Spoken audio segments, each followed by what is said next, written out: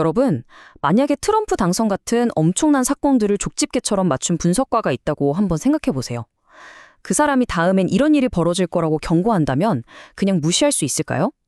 오늘 우리가 살펴볼 내용이 바로 그겁니다. 현재의 노스트라다무스라고까지 불리는 지안 교수가 있는데요.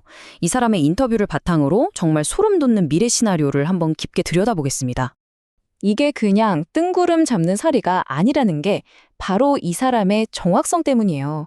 미국의 아주 유명한 언론인이죠. 터커 칼슨이 인터뷰 시작부터 당신 예측은 놀라울 정도로 정확하다 이렇게 인정하고 들어갈 정도였으니까요. 이 한마디가 사실상 우리가 지금부터 다룰 이야기가 절대 그냥 흘려들을 게 아니라는 걸 보여주는 거죠. 자, 그래서 지안 교수가 던지는 핵심 경고가 뭐냐? 바로 이겁니다. 이란에서 아주 긴 전쟁이 시작될 거고 그 전쟁이 모든 걸 바꿔버릴 것이다. 이 한 문장, 이게 바로 앞으로 쓰러질 거대한 도미노의 첫 번째 조각인 셈입니다. 첫 번째 파트입니다. 지안 교수는 도대체 왜 이 전쟁이 한 번 시작하면 멈출 수 없는 말 그대로 끝없는 전쟁이 될 거라고 그렇게 확신하는 걸까요? 그 근본적인 이유부터 한번 파헤쳐보죠. 교수 분석에서 제일 섬뜩한 부분이 바로 이 대목인데요. 이란 분쟁을 지금의 우크라이나 전쟁이랑 비교하는 거예요. 둘 다 공통점이 뭐냐? 바로 출구가 없는 끝없는 소모전이라는 거죠.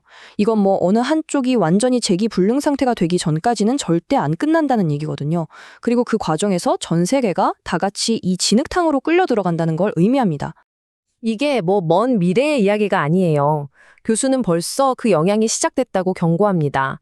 비행기표가 막 취소되고 동남아에서는 벌써부터 기름이 부족하다고 난리죠. 어쩌면 머지않아 우리한테도 식량 배급제 같은 아주 낯선 단어가 현실이 될지도 모릅니다. 근데 설상가상으로 평화협상의 마지막 희망이었던 이란 협상가가 암살되면서 외교의 문은 아예 쾅 닫혀버렸고요. 이제는 파키스탄 같은 주변 나라들까지 이 거대한 소용돌이 속으로 빨려 들어갈 위험에 처했다는 겁니다.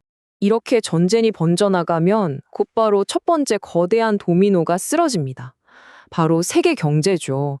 이 지역의 싸움이 어떻게 우리 모두의 지갑을 위협하는 전 지구적인 충격파로 번지는지 그 과정을 한번 따라가 보시죠. 자, 이 숫자 200달러 꼭 기억해 두세요. 이게 그냥 기름값이 아니에요. 지안 교수는 이게 바로 이란이 세계 경제를 박살내기 위해 설정한 목표 가격이라고 말합니다. 한번 생각해 보세요. 우리가 지금 누리는 이 모든 것들, 이 편리한 문명 전체가 사실은 값싼 에너지라는 기반 위에 아슬아슬하게 서 있는 거거든요.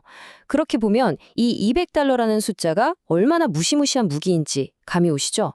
그리고 그 폭풍의 눈에는 바로 미국 달러의 심장이라고 할 수 있는 페트로달러 시스템이 있습니다. 이게 뭐냐면 아주 간단히 말해서 전 세계가 석유를 살 땐 무조건 미국 달러를 써야 한다는 규칙이에요. 바로 이게 미국의 막강한 힘의 근원이죠. 그런데 지안 교수는 이번 전쟁이 바로 이 시스템 자체를 무너뜨릴 거라고 경고하는 겁니다. 걸프 국가들이 이제 우린 달러로 석유 안 팔아 하는 순간 미국의 패권은 그냥 모래성처럼 와르르 무너질 수 있다는 거죠. 이 에너지 위기가 결국 세 가지의 거대한 흐름을 만들어낼 거라고 교수는 예측합니다. 첫째는 에너지가 너무 비싸지니까 공장들이 문을 닫는 탈산업화. 둘째는 더 이상 동맹을 믿을 수 없게 된 나라들이 저마다 살아남기 위해 무기를 늘리는 재군비화. 그리고 마지막으로 국경을 꽁꽁 걸어 잠그고 오직 우리만 살겠다는 신중상주의의 시대가 열린다는 겁니다. 그렇다면 이 세 가지 거대한 흐름이 우리가 알고 있던 세계 지도를 완전히 뒤바꿔 놓는다는 건데 대체 어떻게 말이죠?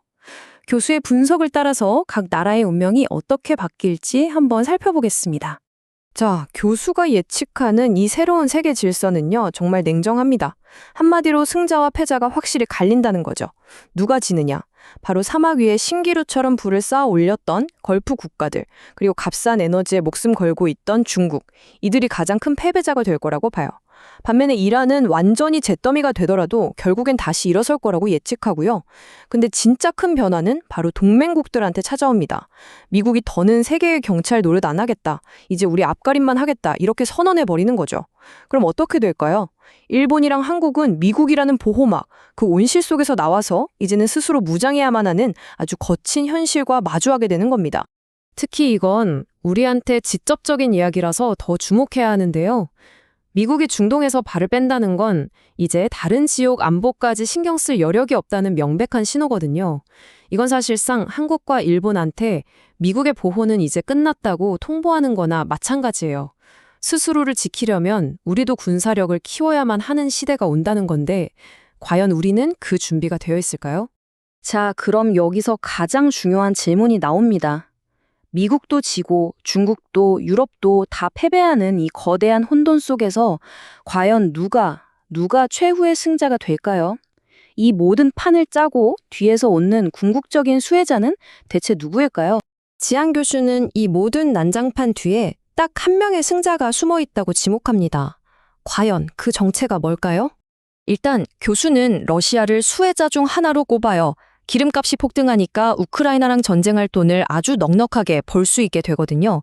하지만 러시아는 그냥 부수적인 이득을 얻는 정도일 뿐 교수가 지목하는 진짜 승자는 따로 있습니다. 이 모든 판을 흔들면서 가장 큰 이득을 챙기는 존재 말이죠. 교수의 결론은 정말 충격적일 만큼 단호합니다. 이 모든 혼란에서 가장 큰 이익을 보는 건 바로 이스라엘이라는 거죠. 아니 왜요? 이유는 이렇습니다. 이 전쟁이 이스라엘의 활동을 제약하던 두 개의 족쇄, 그러니까 돈 많은 걸프 국가들과 감시자 역할을 하던 미군을 동시에 싹 제거해주기 때문이라는 겁니다. 그리고 바로 이게 이스라엘이 오랫동안 꿈꿔왔던 궁극적인 목표, 이른바 대이스라엘 프로젝트를 실현할 최고의 기회를 만들어준다고 분석합니다. 주변의 적들은 알아서 무너지고 자기들을 통제하던 미군까지 떠나버린 중동에서 드디어 자기들 마음대로 새로운 판을 짤 수 있는 길이 열린다는 거죠. 그런데 교수의 분석은 여기서 끝나지 않고 한 걸음 더 나아가요.